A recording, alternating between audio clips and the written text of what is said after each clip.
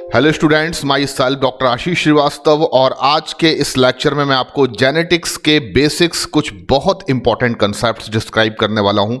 तो सबसे पहले आप ये चीज़ जान लीजिए कि अगर आप जेनेटिक्स को पढ़ना स्टार्ट कर रहे हैं तो that is the very important unit of biology और नीट जैसे एग्जाम में इस यूनिट से कम 10 to 15 क्वेश्चंस पूछे जाते हैं, यानी कि 90 क्वेश्चंस में से 10 to 15 क्वेश्चंस केवल जेनेटिक्स से पूछे जाने की प्रोबेबिलिटी होती है। तो आज का जो लेक्चर है वो आपके लिए कितना इंपॉर्टेंट है, वो क्यों इंपॉर्टेंट है और उसको पढ़ना क्यों ज़रूरी है, ये मैं आपको सबसे पहले बता देता हूं। देखो बच्चों, जब भी आप जेनेटिक्स को पढ़ना स्टार्ट करते हैं, आप NCERT से जेनेटिक्स को पढ़ते हैं या किसी भी मॉड्यूल से जेनेटिक्स की स्टडी करते हैं, तो आपको कुछ बहुत सिंपल से जो टेक्निकल टर्म्स हैं उनके मीनिंग समझ में नहीं आते।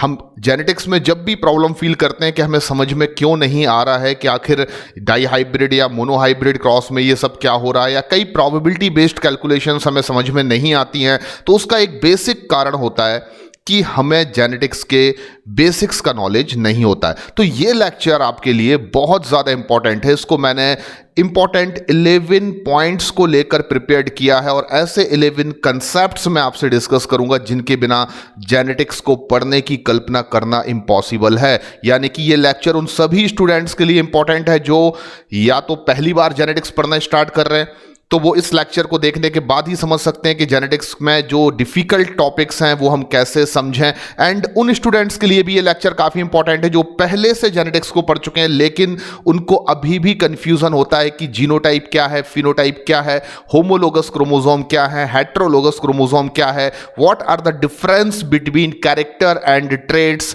एंड डोमिनेंट रेसेसिव एलील्स क्या होते हैं, जीन्स लिटरली क्या है, कैसे हम डिफाइन कर सकते हैं जीन्स को, क्रोमोसोम क्या है, डीएनए क्या है, क्या डीएनए क्रोमोसोम जीन्स एक ही चीज होते हैं या इनमें कुछ रिमार्केबल डिफरेंसेस होते हैं। तो ये सब कंसेप्ट्स आपके क्लियर करने के लिए मैं आपको सामने लेकर आया हूं। ये बहुत ज्यादा इंपॉर्टेंट चैप्टर का एक बहुत इंपॉर्टेंट लेक्चर जो आपको आखिरी तक देखना है, क्योंकि इसको देखने के बाद आप जब जेनेटिक्स को पढ़ना स्टार्ट करेंगे या मैं आपको जब जेनेटिक्स पढ़ाऊंगा तो आपके वो सभी कंसेप्ट्स एकदम क्लियर होंगे जो अभी तक आपको समझ में नहीं आते थे। तो स्टार्ट करता हूं मैं जेनेटिक्स को पढ़ना। उससे पहले मैं आपको बेसिक्स ऑफ जेनेटिक्स में भी बात करने से पहले कुछ चीजें इंपॉर्टेंट बताना चाहता हूं। अगर कभी कोई आपसे क्वेश्चन करता है कि जेनेटिक्स है क्या, मेरी बात को बड़े ध्यान से सुनिए। अगर आपसे कभी कोई क्वेश्चन करता है कि व्हाट इज द जेनेटिक्स, तो आप सिंपल आंसर देंगे genetics is the study of inheritance. Genetics is the study of inheritance, heredity and variations. यानी कि जेनेटिक्स एक ऐसा स्टडी या अध्ययन है जिसमें हम लोग बेसिकली बात करते हैं इनहेरिटेंस की। इनहेरिटेंस क्या है ये मैं आपको बताऊंगा। इसमें हम बात करते हैं हेरिडिटी की, इसमें हम बात करते हैं वेरिएशंस की। तो इन तीनों चीजों को स्टडी करना ही लिटरली मैं अगर बोलूं तो उसको हम जेनेटिक्स कह सकते हैं। तो अब बात पैदा होती है कि अगर जेनेटिक्स का मतलब है study of inheritance, study of heredity, study of continuous variations among the offsprings of the same parents, तो इसके पीछे इनहेरिटेंस का मीनिंग क्या है, हेरिडिटी का मीनिंग क्या है और कॉन्टिन्यूअस वेरिएशंस क्या होते हैं। तो मैं आपको समझाता हूं बहुत सिंपल से क्वेश्चंस, बहुत सिंपल से एग्जांपल से। देखिए, अगर मैं बोलूं कि इनहेरिटेंस का मतलब होता है कि पेरेंट से, इनहेरिटेंस का मतलब होता है कि पेरेंट से ऑफस्प्रिंग्स में कैरेक्टर्स का ट्रांसमिशन होना, यानी transmission of characters from parents to offsprings is known as inheritance. तो हमने देखा है कि हमें हमारे पेरेंट्स से, यानी कि हमारी मदर से, हमारे फादर से हमें कैरेक्टर्स ऑब्टेन होते हैं और आज हमारी बॉडी में जितने भी कैरेक्टर्स एक्सप्रेस हो रहे हैं या तो वो हमारी मदर के कैरेक्टर्स हैं या फिर वो हमारे फादर के कॉन्ट्रास्टिंग कैरेक्टर्स हैं जो हमारी बॉडी में एक्सप्रेस हो रहे हैं। यानी कि हम अपने मम्मी और पापा के ही कैरेक्टर्स को अपनी बॉडी में एक्सप्रेस कर रहे हैं और हमारी मम्मी पापा ने इन कैरेक्टर्स को किनसे ऑब्टेन किया, फ्रॉम देयर पेरेंट्स। तो लिटरली इनहेरिटेंस का मतलब पीढ़ी दर पीढ़ी, जनरेशन टू जनरेशन कैरेक्टर्स का या जीन्स का ट्रांसमिशन है। लेकिन हेरिडिटी क्या है? Heredity is the property. Heredity और इनहेरिटेंस में बहुत ज्यादा बड़ा डिफरेंस नहीं होता है। हमेशा आपको ये दोनों डेफिनेशंस बड़ा परेशान करती हैं। आपको लगता है कि इनहेरिटेंस और हेरिडिटी दो अलग अलग चीजें हैं, तो मैं आपको बता दूं ये दोनों चीजें अलग हैं, लेकिन इनके बीच में कोई बहुत बड़ा डिफरेंस नहीं है। हेरिडिटी इज द प्रॉपर्टी जिसमें कि हम बेसिकली देखते हैं कि इनहेरिटेंस होता है, यानी कि हेरिडिटी का मतलब एक ऐसी प्रॉपर्टी है जिसका मतलब होगा कि हम अपने मदर और फादर की जो भी कैरेक्टरिस्टिक हैं उनको अपनी बॉडी में एक्सप्रेस करते हैं। This property is known as heredity, और इसका जो बेस है, the basis of heredity is inheritance, यानी कि इनहेरिटेंस जो है वो हेरिडिटी का बेस है, क्योंकि हम अपने मदर और फादर की तरह जो भी प्रॉपर्टीज या कैरेक्टर शो कर रहे हैं उसका रीजन क्या है, क्योंकि हमारे मदर और फादर के गैमीट्स के थ्रू ही हमें जीन्स या कैरेक्टर्स जो है वो ट्रांसमिटेड हुए हैं और हमारी बॉडी में वो अपना एक्सप्रेशन कर रहे हैं। तो देखिए आपने यहां पर दो चीजों को समझ लिया, इनहेरिटेंस और हेरिडिटी दोनों में बहुत मामूली सा डिफरेंस है। अब मैं बात करता हूं वेरिएशंस क्या है। तो आपने अपनी फैमिली में देखा होगा, आपने खुद अपनी फैमिली में देखा होगा कि एक ही मदर और एक ही फादर के जो ऑफस्प्रिंग्स यानी एक ही पेरेंट्स के जो 2, 4, 10, 15 ऑफस्प्रिंग्स होते हैं, यानी एक ही माँ बाप के जो बहुत सारे बच्चे होते हैं, वो भी आपस में कुछ ना कुछ वेरिएशंस जरूर रखते हैं। अगर मैं बोलूं कि हमारे भाई हमारी बहन, तो हमारी फैमिली में मान लीजिए 5 या 6 हम लोग भाई बहन हैं, सिबलिंग्स हैं, तो हम एक ही पैरेंट के ऑफस्प्रिंग्स हैं। उसके बाद भी हम अगर देखें तो हम हमारे भाई से, हम अपनी बहन से कुछ ना कुछ कैरेक्टरिस्टिक प्रॉपर्टीज में फिनोटिपिकल यानी देखने में बहुत सारे फिजिकल डिफरेंसेस शो कर रहे हैं। तो ये जो डिफरेंसेस हैं एक ही पेरेंट्स के वेरियस ऑफस्प्रिंग्स में, this is the continuous variation. यही तो कॉन्टिन्यूअस वेरिएशन है कि एक ही माँ बाप की जो संतानें हैं वो आपस में जो वेरिएशन शो कर रही हैं, जो डिफरेंसेस उनमें प्रेजेंट हैं, उसी को हम कॉन्टिन्यूअस वेरिएशन कहते हैं। और जब आप जेनेटिक्स का काफी डीप स्टडी करेंगे, तो आपको पता चलेगा कि एक ही पेरेंट से जो ऑफस्प्रिंग्स प्रोड्यूस हो रही है उनमें वेरिएशंस को हम कॉन्टिन्यूअस वेरिएशन कहते हैं। और इसके पीछे का जो रीजन निकल के आएगा वो होगा एलीलिक वेरिएशंस, क्योंकि हमारे मदर और हमारे फादर दोनों ही हर एक जीन की एक एक्स्ट्रा कॉपी रखते हैं, यानी कि पेयर ऑफ अलील्स रखते हैं, और इस वजह से वो पेयर ऑफ अलील में से कोई एक अलील किसी एक कैरेक्टर के लिए अपनी प्रोजेनी को ट्रांसमिटेड करते हैं। और क्रॉसिंग ओवर एक बहुत इंटरेस्टिंग प्रोसेस है जो हम मियोसिस में पढ़ते हैं। That is the principal reason की क्रॉसिंग ओवर की वजह से एलीलिक वेरिएशंस गैमीट्स में आता है। एंड गैमीट्स जो है वो एक ही इंडिविजुअल के बहुत ज्यादा जेनेटिक वेरिएशन शो कर सकते हैं ड्यू टू क्रॉसिंग ओवर, और यही कारण है कि एक ही पेरेंट्स के डिफरेंट ऑफस्प्रिंग्स आपस में वेरिएशन शो करते हैं। तो देखिए अभी आपको जितना समझ में आ रहा है आप उतना समझने की कोशिश करिए। आपने जेनेटिक्स को डिफाइन कर दिया क्या होता है। अब मैं आपसे बात करता हूं सबसे पहले सबसे इंपॉर्टेंट चीज कि हम बेसिक्स ऑफ जेनेटिक्स को जब स्टडी करेंगे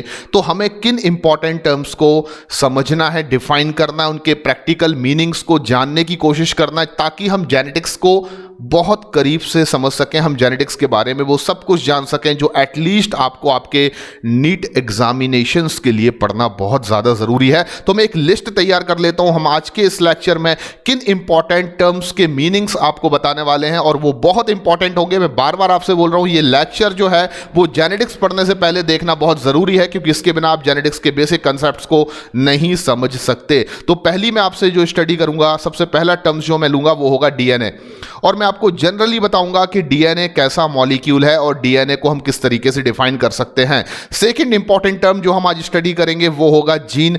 हमें हमेशा से कंफ्यूजन होता है कि जीन और डीएनए एक ही चीज है, लेकिन मैं आपको बता देता हूं जीन और डीएनए केमिकली एक ही चीज है, फंडामेंटली एक ही चीज है, लेकिन जीन लिटरली डीएनए के सेगमेंट्स होते हैं, और डीएनए एक लॉन्ग डबल स्ट्रैंडेड मॉलिक्यूल है जिसमें थाउजेंड्स ऑफ जीन प्रेजेंट हो सकते हैं। इसके बारे में मैं डिटेल डिस्कशन करूंगा।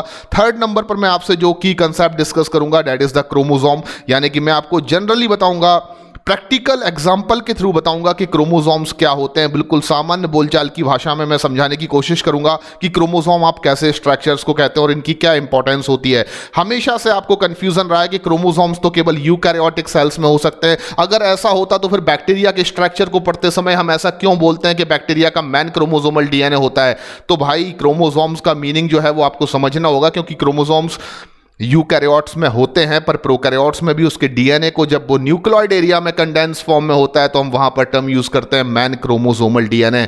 तो यहां पर मैं आपको समझाऊंगा इसका लिटरल मीनिंग क्या होगा। फोर्थ नंबर पर मैं आपसे डिस्कस करूंगा होमोलोगस क्रोमोसोम। तो जब भी किसी के पास क्रोमोसोम पेयर में होते हैं तो वहां पर हम लोग एक टर्म यूज करते हैं होमोलोगस क्रोमोसोम, और आपको समझना होगा कि होमोलोगस क्रोमोसोम क्या होते हैं।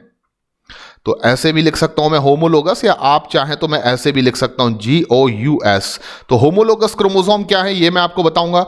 उसके बाद हम बात करेंगे हेट्रोलोगस क्रोमोसोम के बारे में, यानी 5th नंबर पर हमारा जो की कंसेप्ट होगा आज के लेक्चर में, that is the heterologous chromosome. और यहां पर मैं डिस्कशन करूंगा आपसे कि हेट्रोलोगस क्रोमोसोम्स क्या होते हैं, ठीक है ना। नेक्स्ट इंपॉर्टेंट चीज जो मैं आपसे डिस्कस करूंगा वो होगा कि कैरेक्टर्स क्या हैं, और कई बार हम लोग कैरेक्टर्स को एक टर्म यूज करते हैं एनसीईआरटी में, इफेक्ट। तो कैरेक्टर और इफेक्ट्स का मतलब क्या होता है ये हमें जानना होगा।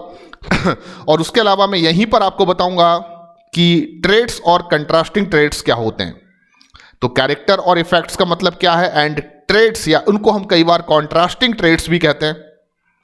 हिंदी में बात करूं तो विपर्यासी रूप। तो ट्रेड्स या कॉन्ट्रास्टिंग ट्रेड्स जो हैं वो क्या हैं उसके बारे में मैं डिस्कशन करूंगा आपसे 6 नंबर के की पॉइंट पर। एंड नेक्स्ट मैं बात करूंगा आपसे इसके बाद कि अलील्स क्या होते हैं। तो ये बहुत इंपॉर्टेंट टर्म है, कम से कम 150 से 200 बार यूज होता है एनसीईआरटी में।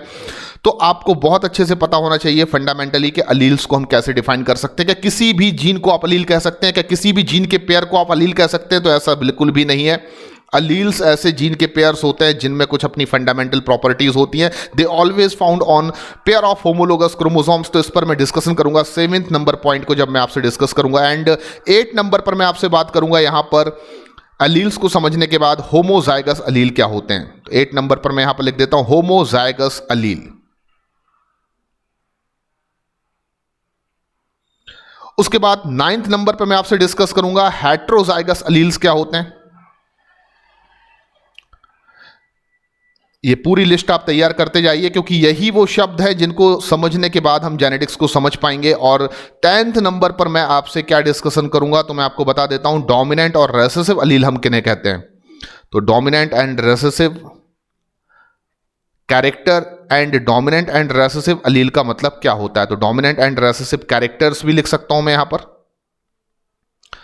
और यहीं पर मैं आपको बताऊंगा कि ऐसा अलील्स की वजह से होता है, यानी कि डोमिनेंट और रेसेसिव लिटरली अलील्स होते हैं जिसकी वजह से हम किसी भी जीनोटाइप के इंडिविजुअल को उस कैरेक्टर के बेसिस पर जिस पर हम स्टडी कर रहे हैं डोमिनेंट कह सकते हैं या रेसेसिव कह सकते हैं। चलिए आगे बात करते हैं। 11th नंबर पर मैं आपसे क्या डिस्कशन करूंगा, तो 11वें नंबर पर मैं आपसे डिस्कशन करूंगा about the genotype and phenotype. तो जीनोटाइप क्या है एंड फिनोटाइप क्या है ये मैं आपको बताऊंगा 11th नंबर पर। तो देखिए यहां पर मैंने 11 इंपॉर्टेंट की कंसेप्ट्स की लिस्ट तैयार कर दी, आपकी स्क्रीन पर आप देख सकते हैं, जिसमें पहले नंबर पर मैं आपसे बात करूंगा डीएनए, सेकंड नंबर पर जीन, थर्ड नंबर पर क्रोमोसोम, फोर्थ नंबर पर हम बात करेंगे होमोलोगस क्रोमोसोम्स क्या होते हैं, 5th नंबर पर हम देखेंगे कि हेट्रोलोगस क्रोमोसोम्स क्या है, 6th नंबर पर कैरेक्टर या इफेक्ट्स क्या होते हैं, एज वेल एज ट्रेड्स और कंट्रास्टिंग ट्रेड्स किसको कहते हैं। 7th नंबर पर अलील्स को लेकर डिस्कशन होगा, 8 नंबर पर होमोजाइगस अलील, 9th नंबर पर हेटेरोजाइगस अलील्स, 10th नंबर पर dominant and recessive character as well as alleles, and 11th number पर मैं आपसे बात करूंगा जीनोटाइप और फिनोटाइप के बारे में। तो प्रिपेयर्ड होंगे आप लोग। अब मैं बात करना स्टार्ट करता हूं इनमें से एक एक की कंसेप्ट्स को लेकर और आपको समझाने की कोशिश करता हूं। सबसे पहले मैं बात करूंगा आपसे डीएनए के बारे में। अगर आप जेनेटिक्स को पढ़ना चाहते हैं तो आपको सबसे पहले यह पता होना चाहिए डीएनए क्या होता है। यह बात बहुत अलग है कि जब मेंडल ने अपने रिसर्च को स्टार्ट किया तब वो नहीं जानते थे about the DNA, about the genes के जो डीएनए या जीन्स होते हैं बेसिकली वही जो है जेनेटिक मटेरियल है, ये मेंडल को बिल्कुल भी पता नहीं था। डीएनए की डिस्कवरी जरूर हो गई थी लेकिन मेंडल को यह बिल्कुल भी पता नहीं था कि डीएनए ही जेनेटिक मटेरियल है। ये बहुत बाद में यानी 1944 में ये प्रूफ हो पाया कि डीएनए जेनेटिक मटेरियल होता है। और मेंडल के रिसर्च को अगर हम स्टडी करें तो 1856 से लेकर 1863 के बीच में इन्होंने अपने रिसर्च को कंप्लीट किया था। 7 सालों में इन्होंने अपने रिसर्च को कंप्लीट किया था, लेकिन तब मेंडल को यह बिल्कुल भी पता नहीं था कि डीएनए ही जेनेटिक मटेरियल होता है। पर आज मॉडर्न टाइम में हम बहुत अच्छे से जानते हैं कि डीएनए जेनेटिक मटेरियल है। और डीएनए को हम कैसे डिफाइन कर सकते हैं तो मैं आपको बता देता हूं कि डीएनए जो एक ऐसा मॉलिक्यूल है जिसको हम डबल स्ट्रैंडेड मॉलिक्यूल कहते हैं। सबसे पहली चीज आप हमेशा याद रखिए, डीएनए एक डबल स्ट्रैंडेड मॉलिक्यूल है। डीएनए एक डबल स्ट्रैंडेड मॉलिक्यूल है और ये सभी लिविंग ऑर्गेनिज्म में अगर मैं बात करूं तो जेनेटिक मटेरियल के नाम से जाना जाता है, यानी कि जितने भी लिविंग ऑर्गेनिज्म इस नेचर में हैं उन सभी का जो जेनेटिक मटेरियल है वो डेफिनेटली डीएनए है, चाहे वो प्रोकैरियोटिक सेल के बने हो या फिर वो यूकैरियोटिक सेल के बने हो, तो DNA is a genetic material in all living organism. तो डीएनए जितने भी लिविंग ऑर्गेनिज्म है उनमें जेनेटिक मटेरियल है। लेकिन आपको बता देता हूं कि कुछ वायरसेस में अगर हम स्टडी करें, वैसे वायरसेस को मैं लिविंग पूरी तरह से कहूं ये गलत हो जाएगा, क्योंकि वायरसेस के बारे में हम अच्छे से जानते हैं, they made up of nucleic acid and proteins. और बेसिकली वायरस जो है वो लिविंग और नॉन लिविंग के बीच की एक चैन होते हैं, ना तो ये पूरी तरह से लिविंग कैरेक्टरिस्टिक्स को शो कर रहे हैं, ना ये पूरी तरह से नॉन लिविंग कैरेक्टर्स को शो कर रहे हैं। लेकिन फिर भी मैं बता सकता हूं कि कुछ वायरसेस ऐसे हैं, सभी वायरस नहीं, वायरसेस में भी जेनेटिक मटेरियल डीएनए हो सकता है, वो डबल स्ट्रैंडेड भी हो सकता है, वो सिंगल स्ट्रैंडेड भी हो सकता है। लेकिन इन सम वायरसेस, तो मैं यहां पर एक्सेप्ट कर देता हूं, इन सम वायरसेस आप देख सकते हैं कि जेनेटिक मटेरियल जो है वो आरएनए देखने को मिल सकता है। तो आप कह सकते हैं एक्सेप्शनली कि एक्सेप्ट सम वायरसेस, यानी कि कुछ वायरसेस को अगर आप छोड़ दें तो बाकी जितने भी वायरसेस हैं एंड जितने भी प्योरली लिविंग ऑर्गेनिज्म हैं, they made up of prokaryotic, mesokaryotic और यूकैरियोटिक सेल्स, उनमें जेनेटिक मटेरियल आपको डबल स्ट्रैंडेड डीएनए देखने को मिलेगा। केवल कुछ वायरसेस में आपको आरएनए जेनेटिक मटेरियल देखने को मिल सकता है। नेक्स्ट, अगर मैं डीएनए की प्रॉपर्टी को आपको शो करने की कोशिश करूं तो डीएनए एक ऐसा डबल स्ट्रैंडेड मॉलिक्यूल है जो हेलिक्स फॉर्म करता है, और इसमें आप हमेशा से जानते हैं कि ये made up of 4 different types of nucleotide. तो डीएनए में 4 टाइप्स के न्यूक्लियोटाइड्स प्रेजेंट होते हैं। कितने प्रकार के न्यूक्लियोटाइड्स डीएनए में प्रेजेंट होते हैं? 4 डिफरेंट टाइप्स के न्यूक्लियोटाइड्स प्रेजेंट होते हैं। They made up of adenine, guanine, cytosine and thymine base, और उस बेसिस पर हम उनको 4 अलग अलग नामों से जानते हैं। तो अगर कोई भी डीएनए का न्यूक्लियोटाइड है और वो एडेनिन बेस को रखता है, तो आप पढ़ चुके हैं न्यूक्लिक एसिड्स में पहले भी, उसको हम DAMP के नाम से जानते हैं, यानी कि डीऑक्सी एडिनोसिन मोनोफॉस्फेट। और अगर किसी डीएनए के न्यूक्लियोटाइड का बेस ग्वानिन है तो हम उसको कह सकते हैं DGMP, यानी कि डीऑक्सी ग्वानोसिन मोनोफॉस्फेट। अगर डीएनए की किसी न्यूक्लियोटाइड में बेस की प्रेजेंस और वो बेस साइटोसिन है तो हम उसको कह सकते हैं DCMP, यानी डीऑक्सी साइटिडीन मोनोफॉस्फेट। और अगर डीएनए के पास कोई न्यूक्लियोटाइड है और उसमें बेस थाइमिन है, क्योंकि थाइमिन केवल डीएनए में देखने को मिलेगा, इसकी जगह पर आरएनए में आपको यूरासिल देखने को मिलेगा, तो हम वहां पर डीएनए के ऐसे न्यूक्लियोटाइड को जिसका बेस थाइमिन होता है हम नाम देते हैं DTMP, यानी कि डीऑक्सीथाइमिडीन मोनोफॉस्फेट। तो there are 4 different types of nucleotides are found in DNA: deoxy adenosine monophosphate, deoxy guanosine monophosphate, deoxycytidine monophosphate, deoxythymidine monophosphate. तो इस तरीके से आप देखेंगे कि डीएनए जो है वो इन 4 प्रकार के न्यूक्लियोटाइड के एक प्रॉपर सीक्वेंस को रख सकता है, जिसमें न्यूक्लियोटाइड्स अपना रिपीटेशन करते हैं।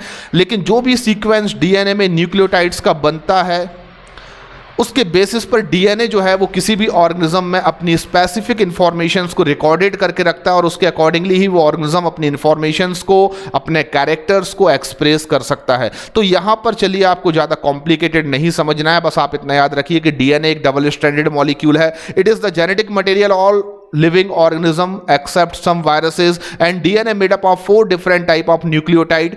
and DNA क्योंकि न्यूक्लियोटाइड से मिलकर बना है इसलिए हम DNA को एक पॉलीमर कह सकते हैं। तो DNA is a polymer. DNA क्या है? डीएनए इज अ पॉलीमर, और इसकी मोनोमर यूनिट्स क्या है अगर आपसे कभी कोई पूछता है तो डीएनए इज अ पॉलीमर, और इसकी मोनोमर यूनिट्स को लेकर अगर कोई आपसे बात करता है तो आपका आंसर होगा वो न्यूक्लियोटाइड्स होती हैं। तो डीएनए इज अ पॉलीमर, और इसकी जो मोनोमर यूनिट है उनको अपन न्यूक्लियोटाइड कहते हैं। और अगर मैं सही तरीके से डिफाइन करूं तो आप कहेंगे डीऑक्सी राइबो न्यूक्लियोटाइड्स, क्योंकि डीएनए में जो राइबो शुगर होती है उसमें ऑक्सीजन एटम जो है वो डेफिशिएंट होता है 2nd नंबर पोजीशन पर कार्बन की, इसलिए डीएनए की शुगर को, पेंटोस शुगर को हम डीऑक्सीराइबो शुगर कहते हैं, और इसलिए डीएनए के न्यूक्लियोटाइड को भी नाम दिया जाता है डीऑक्सीराइबो न्यूक्लियोटाइड। तो ये सभी चीज़ें आप ऑलरेडी जानते हैं, लेकिन यहाँ पर आपको समझाना मुझे ज़रूरी लग रहा है, इसलिए आपको बार बार ये चीज़ें बता रहा हूँ। तो डीएनए के बारे में तो हमने जान लिया कि डीएनए इस तरीके से एक डबल स्ट्रैंडेड मॉलिक्यूल है। अब मैं बात करता हूँ जीन क्या होते हैं। बचपन से लेकर हमें अभी तक कन्फ्यूज़न रहा है कि डीएनए और जीन एक ही चीज़ होते हैं, तो मैं आपको आज बता देता हूं कि डीएनए और जीन में अंतर होता है। जीन एक बहुत ही स्मॉलेस्ट, यानी कि जीन जो है वो स्मॉलेस्ट यूनिट है किसकी? तो आप कहेंगे जेनेटिक्स की। तो स्मॉलेस्ट यूनिट ऑफ जेनेटिक्स, सबसे छोटी यूनिट अगर आपसे कोई पूछता है जेनेटिक्स की क्या है, तो आपका आंसर होगा gene. Gene is the smallest unit of genetics. और लिटरली अगर मैं आपको जीन को प्रैक्टिकली डिफाइन करूं तो आप अभी स्क्रीन पर क्या देख रहे हैं? एक double stranded helix of DNA, एक लंबा सा डीएनए मॉलिक्यूल आपको स्क्रीन पर दिख रहा है। हमारी बॉडी में भी डीएनए इसी तरीके से एक लॉन्ग मॉलिक्यूल है। आपको बता देता हूं कि ह्यूमन की एक सोमैटिक सेल में टोटल अमाउंट ऑफ डीएनए जो प्रेजेंट होता है, अगर हम उसकी लेंथ को मेजरमेंट करें, अगर उसकी लेंथ का मेजरमेंट करें तो उसकी लेंथ है ओवर 6 फीट लॉन्ग, यानी कि 2.2 मीटर लॉन्ग डीएनए आपकी एक सोमैटिक सेल में है। आप कल्पना नहीं कर सकते, लेकिन यह सच है कि आपकी एक सोमैटिक सेल में 2.2 मीटर लॉन्ग डीएनए प्रेजेंट होता है। लेकिन मैं यहां पर आपको जीन को डिफाइन करना चाहता हूं। पहले तो मैं आपको बता देता हूं कि हमारा जो एक long double stranded helical DNA है, उसमें अगर आप वेरियस सेगमेंट्स को स्टडी करें, यानी कि मैंने डीएनए के इस मॉलिक्यूल में इतने सेगमेंट को ले लिया, देन मैंने इस डीएनए के मॉलिक्यूल में इस इतने सेगमेंट को ले लिया,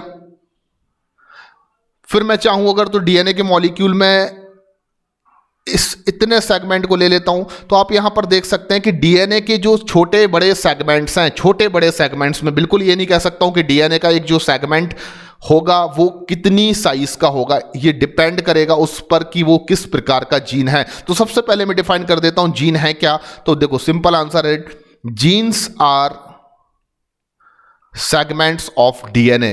jeans are segments of DNA. DNA के बहुत सारे सेगमेंट्स जो अलग अलग प्रेजेंट होते हैं उनको हम क्या कहते हैं? जीन। तो genes are segments of DNA.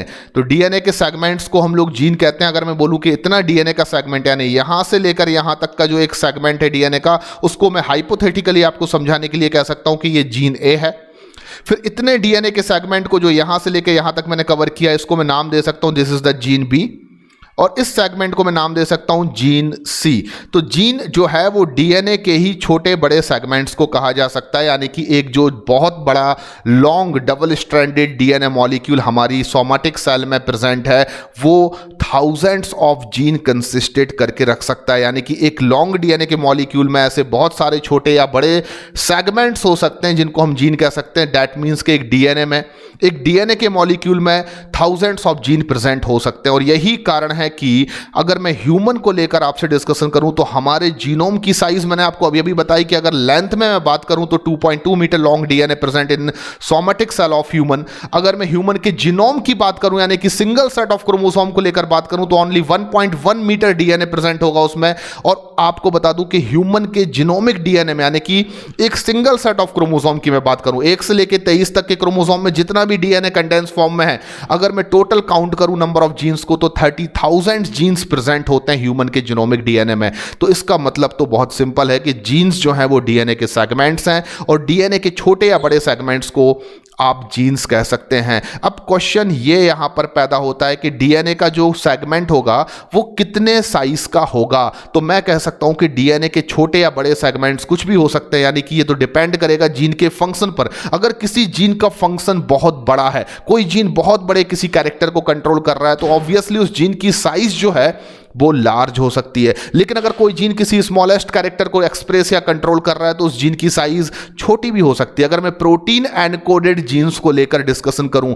यानी कि कोई जीन जो प्रोटीन को एक्सप्रेस करने का काम करता है, तो अगर मैं बात करूं कि वो एक लॉन्ग प्रोटीन को फॉर्म कर रहा है जीन, यानी कि जिसमें कि 10,000 या 20,000 अमीनो एसिड्स प्रेजेंट हैं, तो ऑब्वियसली उस जीन की साइज बड़ी होगी। और अगर कोई जीन किसी ऐसे प्रोटीन को एक्सप्रेस कर रहा है जिसमें केवल 150-200 अमीनो एसिड्स हैं, मान लीजिए आप, तो उस जीन की साइज जो है वो छोटी हो सकती है। तो ह्यूमंस के रेफरेंस को लेकर अगर मैं डिस्कशन करूं तो मैं आपको बता देता हूं कि जीन छोटे से छोटा सेगमेंट भी हो सकता है, लेकिन वो जितना भी छोटा सेगमेंट होगा वो अपने आप में एक फंक्शनल यूनिट होना बहुत जरूरी है। यानी कि smallest unit of genetics gene है, लेकिन जीन्स जो है वो जेनेटिक्स की फंक्शनल यूनिट भी है।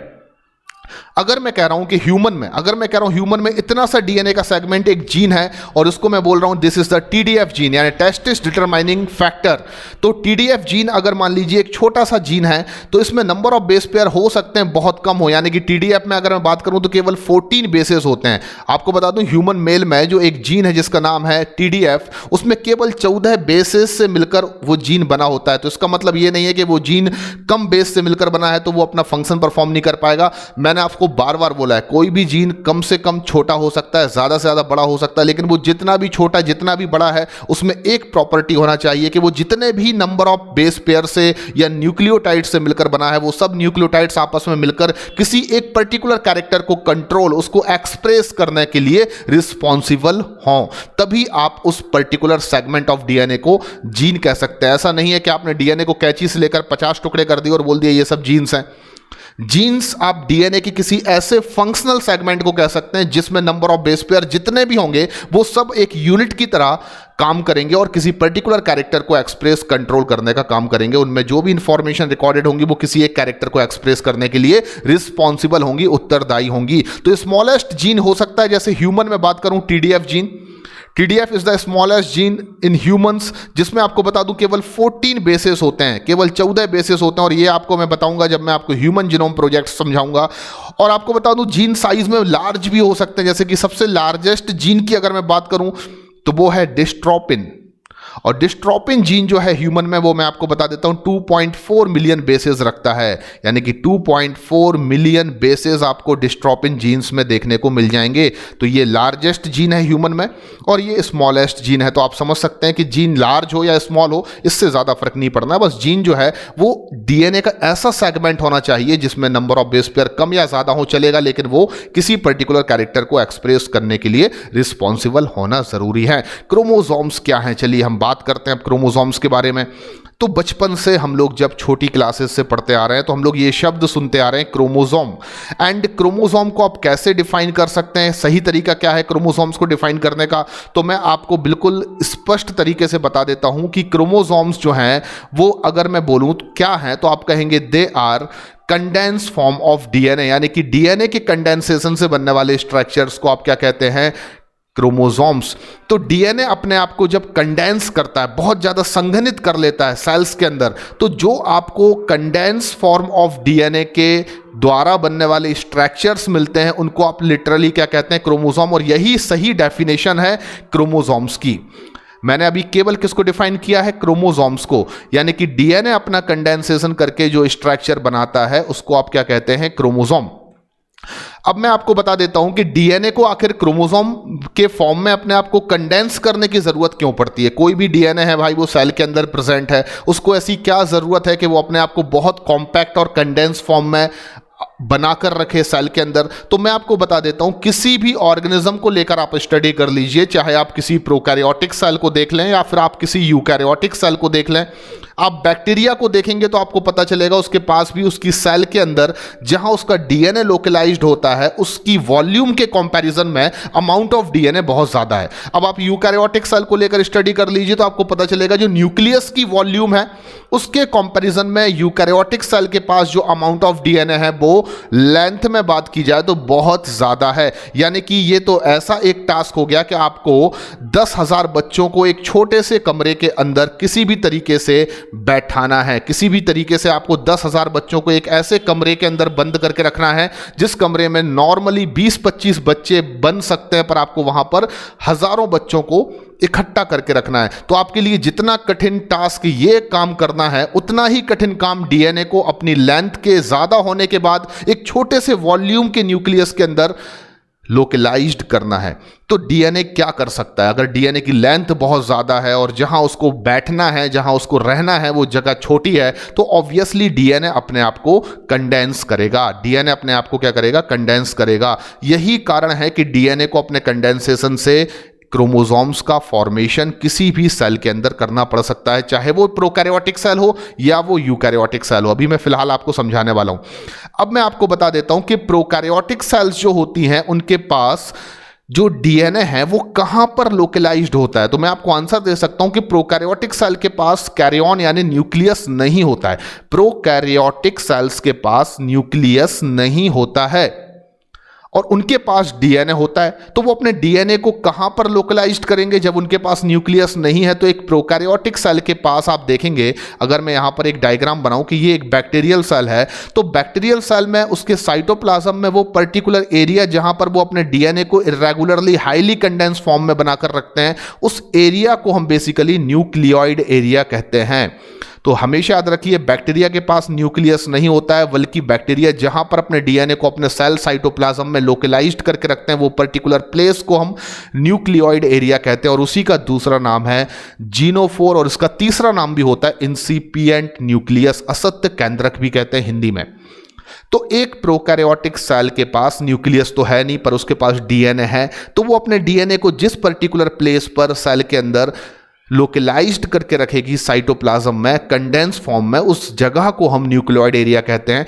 अब बात यह है कि बैक्टीरिया के पास जो डीएनए है वो उसके जीनोफोर या न्यूक्लियोइड एरिया में अपने आप को जब कंडेंस बनाकर रखेगा, तो वहां पर हम डीएनए को, क्योंकि वो कंडेंस फॉर्म में है, हम वहां पर भी टर्म यूज कर सकते हैं क्रोमोसोम। और दैट इज द रीजन कि आप हमेशा बैक्टीरिया के स्ट्रक्चर में पढ़ते हैं कि बैक्टीरिया के पास मैन क्रोमोसोमल डीएनए होता है। तो बैक्टीरिया के पास मैन क्रोमोसोमल डीएनए होता है, मतलब बैक्टीरिया भी क्रोमोसोम रखते हैं। एक चीज यहां पर क्लियर हो रही है। अब मैं बात करता हूं कि यूकैरियोटिक सेल्स को लेकर अगर हम डिस्कशन करें, तो यूकैरियोटिक सेल्स को लेकर अगर मैं डिस्कशन करूं तो उससे पहले मैं आपको बता देता हूं कि मान लीजिए ये बैक्टीरिया का डीएनए है, ये बैक्टीरिया का डीएनए है जो बहुत ज़्यादा लॉन्ग है, लंबा है, और बैक्टीरिया को जहां पर इस डीएनए को लोकलाइज्ड करके रखना है वो जगह क्या है, तो आपने बोला जीनोफोर।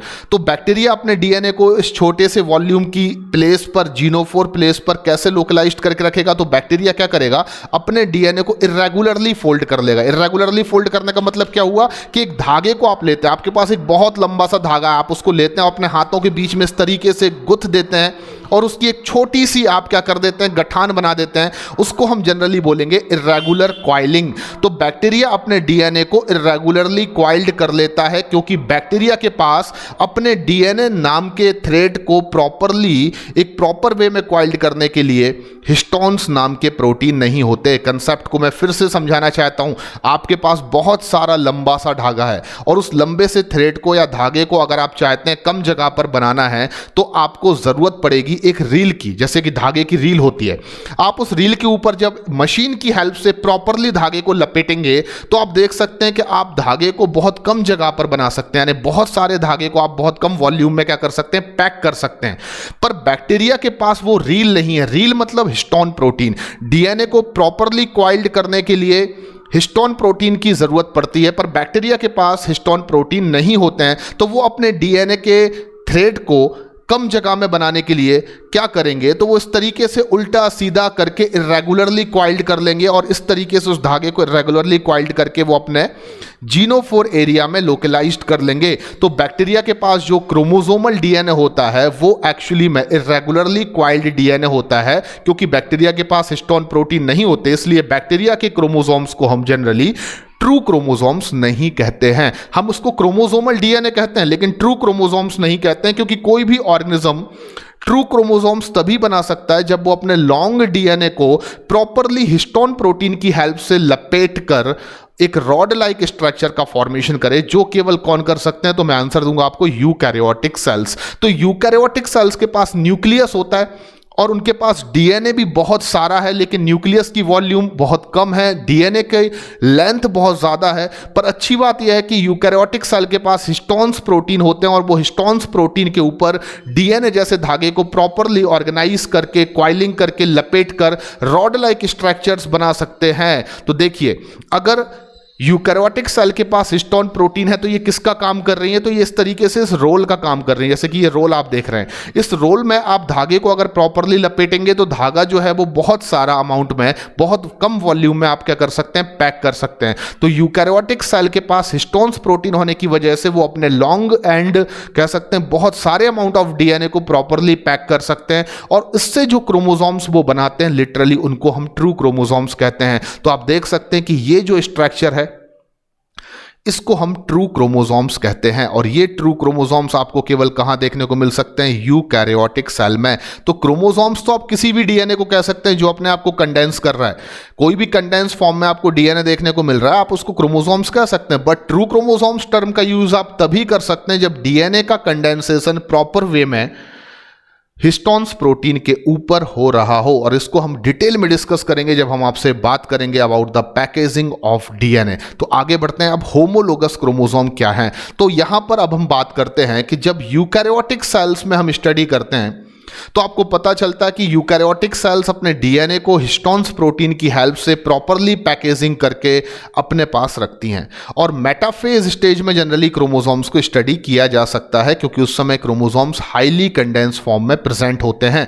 अब मैं बात करता हूं होमोलोगस क्रोमोसोम्स क्या होते हैं। तो हम सभी ऑर्गेनिज्म, ह्यूमंस की बात करूं मैं कई प्लांट्स जैसे कि पी प्लांट की बात करूं तो मोस्ट ऑफ द ऑर्गेनिज्म जिनमें हम जेनेटिक्स की स्टडी करते हैं वो ऑर्गेनिज्म डिप्लॉयड ऑर्गेनिज्म है। डिप्लॉयड का मतलब कि उनके पास जो क्रोमोसोम्स होते हैं हमेशा वो पेयर में होते हैं, यानी कि हमारे पास 23 पेयर ऑफ क्रोमोसोम्स हैं हमारी सोमेटिक सेल्स में। तो अगर कोई भी ऑर्गेनिज्म डिप्लॉयड ऑर्गेनिज्म है यानी कि उसके पास उसकी सेल में क्रोमोसोम्स पेयर में है तो इसका मतलब पहली बात तो ये होगा कि वो हर क्रोमोसोम का एक एक्स्ट्रा कॉपी रखता है, यानी कि वो हर एक क्रोमोसोम को अपने पास एक एक्स्ट्रा कॉपी के फॉर्म में रखता है। अब क्रोमोसोम्स में क्या लिपटे हुए हैं तो आप कहेंगे जीन्स लिपटे हुए हैं। इस तरीके से मैं बना देता हूं। क्रोमोसोम्स किसके कंडेंसेशन से बना है तो आपने कहा डीएनए के कंडेंसेशन से बना है। तो डीएनए इस तरीके से क्रोमोसोम्स के अंदर क्या है, कंडेंस फॉर्म में प्रेजेंट है। आप रफली समझ लीजिए इस तरीके से डीएनए ने अपने आप को कंडेंस फॉर्म में बनाकर रखा है किसी भी क्रोमोसोम्स के अंदर। तो ये किसी एक क्रोमोसोम को मैं बना रहा हूं जिसमें बहुत सारा डीएनए कंडेंस फॉर्म में प्रेजेंट है कुछ इस तरीके से। अब दूसरा क्रोमोसोम से उसमें भी डीएनए अपने आप को इस तरीके से कंडेंस फॉर्म में बनाकर रखे हैं जिस तरीके से मैं आपको रेड कलर से दिखा रहा हूं। ये रेड कलर से जो मैं दिखा रहा हूं इसको आप कंसीडर कीजिए कि ये बहुत हाईली कंडेंस फॉर्म में क्रोमोसोम्स के अंदर प्रेजेंट डीएनए है। फिलहाल आप इतना समझ लीजिए। अब बात ये होती है कि हमारे पास क्रोमोसोम्स हमारी सोमेटिक सेल्स में पेयर में प्रेजेंट होते हैं, लेकिन किन्हीं भी दो क्रोमोसोम को आप अगर होमोलोगस वर्ड यूज कर रहे हैं तो उसके पीछे की प्रॉपर्टी क्या होगी। क्या कोई भी दो क्रोमोसोम को आप ऐसे ही बोल देते हैं कि ये होमोलोगस क्रोमोसोम है? तो पहली चीज तो आप वर्ड का मीनिंग समझिए। होमो का मतलब होता है सेम और लोगस का मतलब होता है लोकेशन। तो होमोलोगस में होमो मतलब सेम और लोगस मतलब लोकेशन। तो पहली चीज तो आप हमेशा याद रखिए, आप किन्हीं भी दो क्रोमोसोम को या एक पेयर क्रोमोसोम को होमोलोगस क्रोमोसोम तभी कह सकते हैं जब वो दोनों क्रोमोसोम 4 क्राइटेरिया को फुलफिल करते हों। यानी कोई भी दो क्रोमोसोम होमोलोगस नहीं होंगे, उनमें कुछ प्रॉपर्टीज होना जरूरी है। नंबर 1, अगर देख लीजिए कि दो क्रोमोसोम का जो पेयर है आपके पास, अगर उनकी लेंथ जो है वो सिमिलर है। पहला छोटा सा क्राइटेरिया, इंपॉर्टेंट क्राइटेरिया नहीं है, सिंपल क्राइटेरिया है। अगर दो क्रोमोसोम्स हैं उनकी लेंथ जो है वो बराबर है। सेकेंड इंपॉर्टेंट चीज, अगर उन दो क्रोमोसोम्स में जीन की पोजीशन बिल्कुल सिमिलर है। फॉर एग्जांपल देखिए, बड़ा इंपॉर्टेंट पॉइंट है। मैंने क्या बोला, डीएनए अपने आप को कंडेंस करके क्या बना रहा है, क्रोमोसोम। अब क्रोमोसोम्स में क्या प्रेजेंट है, डीएनए, और डीएनए के सेगमेंट को आप क्या बोलते हैं, जीन। तो आप कंसीडर करिए कि इतना जो डीएनए का सेगमेंट है यहां पर क्रोमोसोम्स में, इस पोजीशन पर जो भी डीएनए का सेगमेंट है, और उसके दूसरे क्रोमोसोम पर हमारे पास जो दूसरा क्रोमोसोम है एग्जामिनेशन के लिए, उस पर भी जो ये वाला सेगमेंट है, ये दोनों लोकस या पोजीशन क्या है, बिल्कुल एक सी। तो अगर मैं आपसे कहता हूं, ध्यान से सुनिए, अगर मैं आपसे कहता हूं कि ये दोनों क्रोमोसोम सिमिलर पोजीशन पर जो जीन रखते हैं वो सेम कैरेक्टर के लिए रिस्पॉन्सिबल हैं, यानी यहां पर जो जीन प्रेजेंट है और इस क्रोमोसोम में यहां पर जो जीन प्रेजेंट है, यानी एक ही पोजीशन पर, वो जीन जो है वो सेम कैरेक्टर के लिए रिस्पॉन्सिबल है। मैं किन्हीं भी दो जीन्स को ले सकता हूं, एक ही पोजीशन पर होना चाहिए। देखिए, अगर मैं यहां पर कोई जीन ले लूं, ये मैंने यहां पर कोई जीन ले लिया इस क्रोमोसोम में, और इसी पोजीशन पर मैंने इस क्रोमोसोम में यहां पर जीन ले लिया।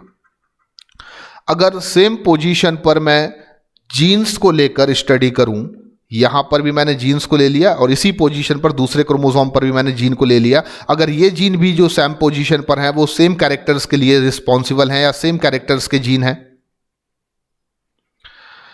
ऐसा आपको अगर दो क्रोमोसोम्स के बीच में देखने को मिल रहा है, this is the fundamental and principal, कह सकते हैं प्रॉपर्टी, जिसके बेसिस पर आप किन्हीं दो क्रोमोसोम्स को होमोलोगस कह सकते हैं। तो किन्हीं भी दो क्रोमोसोम को आप होमोलोगस कहेंगे, पहली चीज अगर उनमें लेंथ उनकी सिमिलर है। लेकिन लेंथ सिमिलर कई बार होने पर भी दो क्रोमोसोम होमोलोगस होंगे, ये जरूरी नहीं होता है, ये मैं आपको समझाऊंगा। तो अभी मैं बता रहा हूं कि अगर दो क्रोमोसोम्स जिनकी लेंथ सिमिलर है, उनमें जीन की पोजीशन जो है वो सिमिलर है, यानी कि एक ही पोजीशन पर लोकस पर जो जीन्स प्रेजेंट हैं दोनों क्रोमोसोम पर, वो किसी सेम कैरेक्टर को एक्सप्रेस करने के लिए रिस्पॉन्सिबल हैं, एंड दोनों क्रोमोसोम्स में टोटल नंबर ऑफ जीन भी बराबर हैं, और साथ में मैं बात करूं उनमें सेंट्रोमियर की पोजीशन भी बिल्कुल एक सी है, यानी कि अगर ये क्रोमोसोम मेटासेंट्रिक है और ये क्रोमोसोम भी मेटासेंट्रिक है, यानी कि पोजीशन ऑफ सेंट्रोमियर कुछ इस तरीके से है कि इनकी जो दो आर्म है ऊपर वाली और नीचे वाली वो इक्वल है, ऑलमोस्ट इक्वल है। तो ऐसी कंडीशन में मैं इन क्रोमोसोम्स को सेंट्रोमियर की पोजीशन के बेसिस पर मेटासेंट्रिक कह सकता हूं। चलिए आगे बढ़ते हैं। होमोलोगस क्रोमोसोम आप किन्हीं भी दो क्रोमोसोम्स को कह सकते हैं अगर उनकी सिमिलर लेंथ है, उनमें जीन की पोजीशन सिमिलर है, यानी कि एक ही लोकस पर दोनों में प्रेजेंट जीन सिमिलर कैरेक्टर को एक्सप्रेस कर रहे हैं। फॉर एग्जांपल कि यहां पर इस क्रोमोसोम में जो जीन है वो शेप ऑफ सीड के लिए रिस्पॉन्सिबल है, शेप ऑफ सीड। तो इस पोजीशन पर दूसरे क्रोमोसोम पर भी जो जीन्स है उसका कैरेक्टर भी सिमिलर है, यानी कि शेप ऑफ सीड। हाँ, ये हो सकता है कि इनके कॉन्ट्रास्टिंग कैरेक्टर डिफरेंट हो, लेकिन कैरेक्टर की बात हो रही है फिलहाल। अगर दोनों ही क्रोमोसोम्स में सिमिलर पोजीशन पर प्रेजेंट जीन सेम कैरेक्टर्स के लिए रिस्पॉन्सिबल हैं, साथ में वो दोनों ही chromosomes number of genes total बराबर रखते हैं और उनमें सेंट्रोमियर की पोजीशन भी समान है, तो आप ऐसे दो क्रोमोसोम्स को होमोलोगस क्रोमोसोम कह सकते हैं। तो होमोलोगस क्रोमोसोम्स में सबसे बड़ी खासियत क्या होती है कि हमेशा दोनों क्रोमोसोम में जो सेम पोजीशन पर लोकस पर जीन्स प्रेजेंट होंगे वो हमेशा सेम कैरेक्टर को एक्सप्रेस करने वाले होंगे। आप किसी भी लोकेशन पर ले लीजिए दोनों क्रोमोसोम को, बस वो दोनों क्रोमोसोम पर लोकेशन सेम लोकेशन होना चाहिए, जीन कैरेक्टर्स के बेसिस पर क्या होंगे, समान होंगे। अब मैं बात करता हूं हेट्रोलोगस क्रोमोसोम क्या है। तो हेट्रो का मतलब आप सभी जानते हैं, यहां पर हेट्रो मींस होता है डिफरेंट। तो हेट्रो को मैंने क्या बोल दिया, डिफरेंट। एंड लोगस ऑलरेडी बता चुका हूं, यानी लोकेशन। तो हेट्रोलोगस का मतलब हुआ डिफरेंट लोकेशन। तो मेन कंसेप्ट तो हेट्रोलोगस का जो है वो मैं आपको बता ही दूंगा। किन्हीं भी दो क्रोमोसोम को होमोलोगस और हेट्रोलोगस बोलने के पीछे जो प्रिंसिपल कंसेप्ट होता है वो एक्चुअली में लोकेशन ऑफ जीन्स होती है, कि सेम पोजीशन पर जीन्स जो प्रेजेंट हैं, लोकलाइज्ड हैं, वो सेम कैरेक्टर को एक्सप्रेस कर रहे हैं तो वो होमोलोगस है। अगर वो नहीं कर रहे हैं तो वो हेट्रोलोगस हैं। पर फिर भी मैं आपको शुरू से समझाने की कोशिश करता हूं। आपके सामने दो क्रोमोसोम्स हैं और आप इनको हेट्रोलोगस पेयर ऑफ क्रोमोसोम कह सकते हैं, तो आपको साफ साफ दिख रहा है कि इनमें हमेशा एक प्रॉपर्टी आपको देखने को मिल सकती है। It is not a compulsory property, पर देखने को मिल सकती है कि इनकी जो लेंथ होगी वो डिफरेंट होगी, दोनों की लंबाई अलग अलग है। एंड आप देखेंगे dissimilar gene position, this is the fundamental and principal characteristic property जिसके बेसिस पर आप दो क्रोमोसोम्स को हेट्रोलोगस कह सकते हैं। यानी कि अगर मैं इन दोनों क्रोमोसोम्स में इस क्रोमोसोम में ये वाली पोजीशन ले लूं और इस क्रोमोसोम पर मैं ये वाली पोजीशन ले लूं, तो आप देखेंगे कि यहां पर और यहां पर यानी सेम लोकेशन पर प्रेजेंट जो जीन्स होंगे वो डिफरेंट कैरेक्टर्स को एक्सप्रेस करने के लिए रिस्पॉन्सिबल होंगे, यानी कि वो डिफरेंट कैरेक्टर्स को एक्सप्रेस करने के लिए रिस्पॉन्सिबल होंगे। फॉर एग्जाम्पल ये जीन यहां पर मान लीजिए कलर ऑफ सीड के लिए, ये जीन आपका कलर ऑफ सीड के लिए है, और यहां पर जो ये जीन है वो हाइट ऑफ द प्लांट के लिए है। तो देखिए यहां पर आप सीधा सीधा बोल सकते हैं कि दोनों के दोनों जीन्स जो हैं वो on the basis of characters जो है वो डिफरेंट कैरेक्टर्स को एक्सप्रेस कर रहे हैं। तो अगर दो क्रोमोसोम्स की डिसिमिलर लेंथ है और उनमें अगर आपको दिख रहा है कि डिसिमिलर जीन पोजीशन, यानी कि अगर आप किसी भी कह सकते हैं जीन को सेम पोजीशन पर ले लें तो भी आप बात करें, या डिसिमिलर जीन पोजीशन का मतलब ऐसे भी समझ लें आपकी सेम पोजीशन पर जीन जरूर प्रेजेंट है लेकिन वो डिसिमिलर फंक्शन को एक्सप्रेस कर रहे हैं, तो ऐसी कंडीशंस में आप उस पेयर ऑफ क्रोमोसोम को हेट्रोलोगस कहेंगे।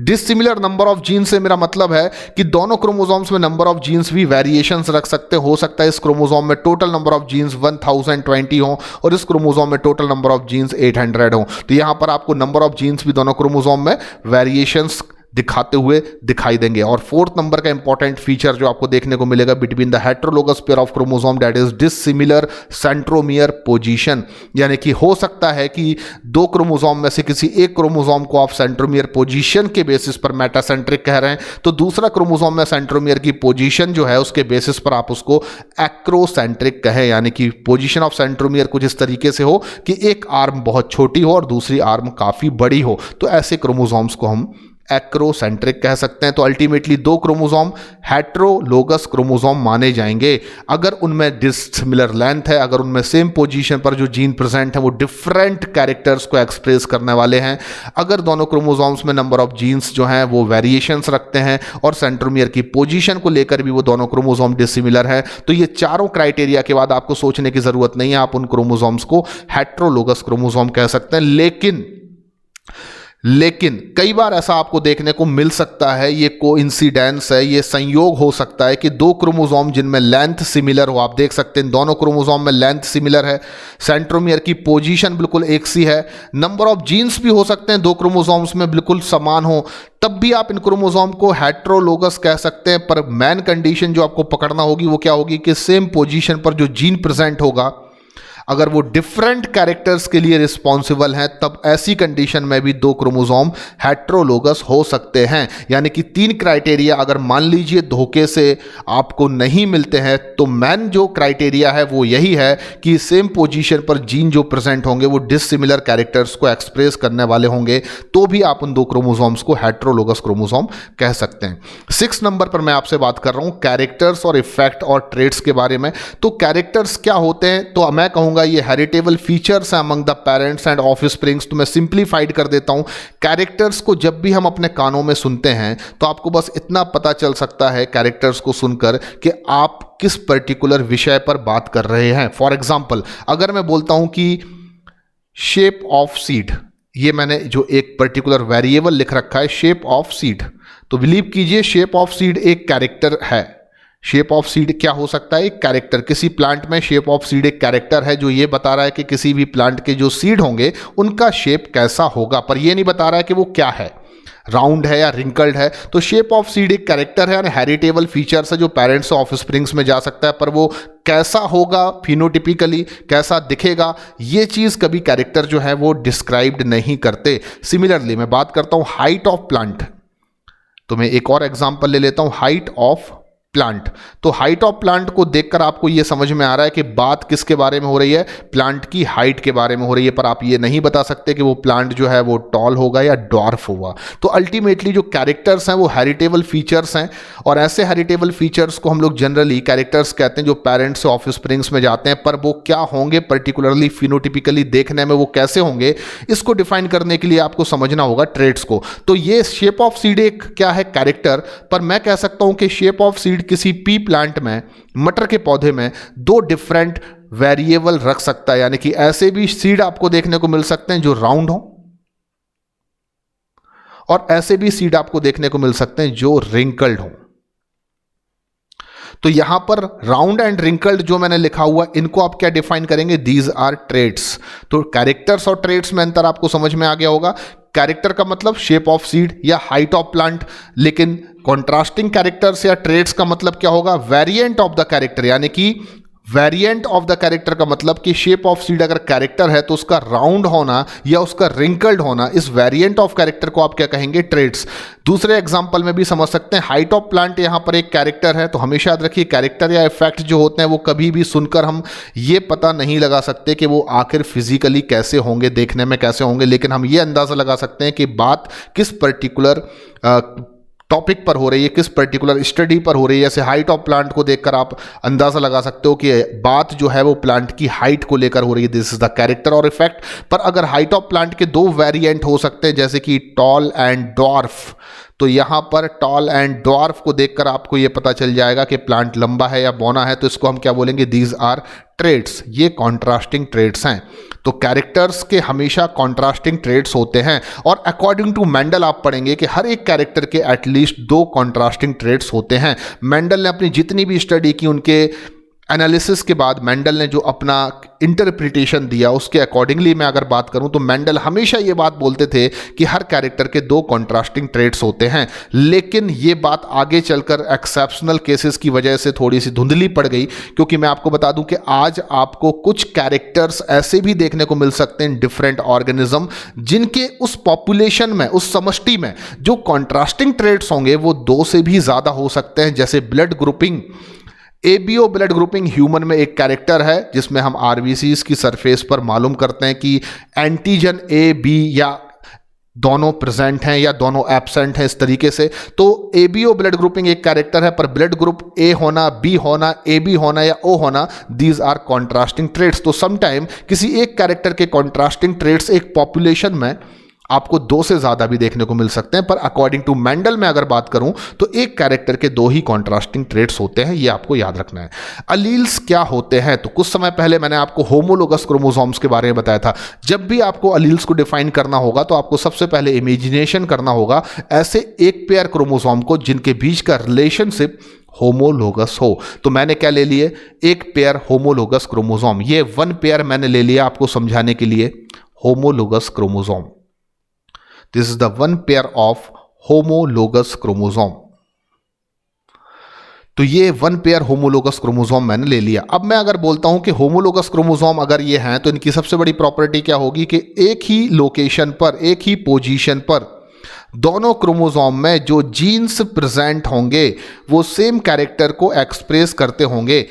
यहां पर भी ले सकता हूं, ये पोजीशन मैंने इस क्रोमोसोम पर ली तो इस क्रोमोसोम पर भी सेम लोकेशन या पोजीशन मैंने यहां पर ले ली। चलिए यहां पर भी मैंने कोई पोजीशन ले ली तो यहां पर भी मैंने सेम पोजीशन दूसरे क्रोमोसोम पर भी ले ली। तो पहली बात तो मैंने क्या बोल दिया कि 2 क्रोमोसोम होमोलोगस हैं क्योंकि उनमें एक ही लोकेशन पर प्रेजेंट जो जीन है उनकी कैरेक्टर्स या उनका कैरेक्टर एक समान है। एक समान मतलब सिमिलर कैरेक्टर को वो एक्सप्रेस करते हैं। फॉर एग्जाम्पल, अगर ये वाला जो जीन है, ये वाला जो जीन है और इसमें ये वाला जो जीन है वो दोनों शेप ऑफ सीड के लिए रिस्पॉन्सिबल हैं। फिर ये वाला जो जीन है और उसमें ये वाला जो जीन है वो कलर ऑफ प्लांट के लिए या कलर ऑफ फ्लावर के लिए रिस्पॉन्सिबल हैं। और नीचे जो मैंने एक लोकेशन बना ली, ये वाली और ये वाली, ये मान लीजिए आप हाइट ऑफ द प्लांट के लिए रिस्पॉन्सिबल हैं। तो 2 क्रोमोसोम पर मैंने 3 डिफरेंट लोकेशंस को ले लिया। अब मैं बात कर सकता हूं कि यहां पर ये और ये 2 जीन्स, देखिए इस क्रोमोसोम में यहां पर जो जीन्स प्रेजेंट है और इस क्रोमोसोम में यहां पर जो जीन प्रेजेंट है, ये 1 पेयर ऑफ जीन होगा। ये क्या हो गया? 1 पेयर ऑफ होमोलोगस क्रोमोसोम में 1 पेयर ऑफ जीन। तो इस 1 पेयर ऑफ जीन को आप अलील्स बिल्कुल कह सकते हैं, पर प्रॉपर्टी क्या होना चाहिए? तो ध्यान से समझिए, अगर आपके पास एक पेयर होमोलोगस क्रोमोसोम है तो उस एक पेयर होमोलोगस क्रोमोसोम में सेम पोजीशन पर प्रेजेंट ऐसे जीन्स के पेयर को आप अलील्स कहेंगे जो सेम कैरेक्टर को एक्सप्रेस करने के लिए रिस्पॉन्सिबल होंगे। तो अलील्स को आप कैसे डिफाइन करेंगे? Alternative forms of gene. Alternative forms of gene, चलिए फिर से समझाने की कोशिश करता हूं मैं।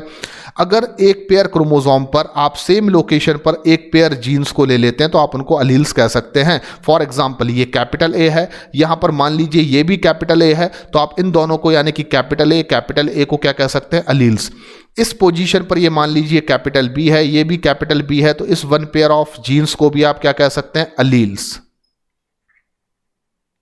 ये भी क्या होगा? अलील्स होगा। जैसे हम बोलेंगे बी कैपिटल, यहां पर मान लीजिए कैपिटल सी है, यहां पर कैपिटल सी है, तो इस 1 पेयर ऑफ जीन्स को भी आप क्या कह सकते हैं? अलील्स। तो किन्हीं भी एक पेयर जीन्स को आप अलील्स नहीं कहते हैं, बल्कि ऐसे पेयर ऑफ जीन्स को आप अलील्स कहते हैं जो होमोलोगस क्रोमोसोम पर प्रेजेंट होना जरूरी है और वो सेम पोजीशन पर प्रेजेंट होना जरूरी है। तो हाउ कैन यू डिफाइन? एक तो सिंपल तरीका है डिफाइन करने का, alternative forms of a gene. Genes के अल्टरनेटिव फॉर्म्स को हम क्या कहते हैं? अलील्स। लेकिन अब मैं प्रैक्टिकली समझाने की कोशिश करूं तो एक पेयर होमोलोगस क्रोमोसोम पर अगर मैं बात करूं तो सेम लोकेशन पर प्रेजेंट जीन का पेयर अलील्स है, क्योंकि जब होमोलोगस क्रोमोसोम होंगे तो सेम लोकेशन पर जो जीन का पेयर प्रेजेंट होगा वो ऑब्वियसली सेम कैरेक्टर को एक्सप्रेस करने वाला होगा, तभी तो वो क्रोमोसोम होमोलोगस है। अदरवाइज आप उनको होमोलोगस टर्म यूज ही नहीं कर सकते थे। तो एक ऐसा पेयर क्रोमोसोम का जो होमोलोगस है, तो अब यहां पर ये बात बिल्कुल खत्म हो जाती है कि अब वो होमोलोगस है तो अल्टीमेटली सेम लोकेशन पर दोनों क्रोमोसोम पर जो जीन्स का पेयर प्रेजेंट होगा वो डेफिनेटली अलील्स होगा, क्योंकि वो सेम कैरेक्टर को एक्सप्रेस करने वाले होंगे। चलिए आगे बढ़ते हैं। अब होमोजाइगस अलील्स क्या है? तो देखिए फिर से मैंने एक पेयर ऑफ होमोलोगस क्रोमोसोम ले लिया। होमोलोगस क्रोमोसोम अलग चीज है, होमोजाइगस अलील्स अलग चीज है। Homologous, homozygous. तो होमोजाइगस अलील्स आप किन जीन्स के पेयर को कह सकते हैं? तो सबसे पहली चीज तो आप याद रखिए, अगर ये दोनों क्रोमोसोम होमोलोगस क्रोमोसोम है तो इनमें सेम लोकेशन पर प्रेजेंट जीन का पेयर क्या होगा? अलील्स होगा। ये तो आप समझ गए, क्योंकि वो सेम कैरेक्टर को क्या करेगा? एक्सप्रेस करेगा। अब अगर मान लीजिए कि इस क्रोमोसोम पर और इस क्रोमोसोम पर सेम लोकेशन पर जो जीन का पेयर अलील है, अगर वो अलील्स कॉन्ट्रास्टिंग ट्रेट्स के बेसिस पर भी सिमिलर हैं, यानी कि इस पर प्रेजेंट जो अलील है वो कैपिटल ए है और इस पर प्रेजेंट जो जीन या अलील है वो कैपिटल ए है, यहां पर मैंने एक लोकेशन बना ली और इस क्रोमोसोम में मैंने यहां पर एक लोकेशन बना ली।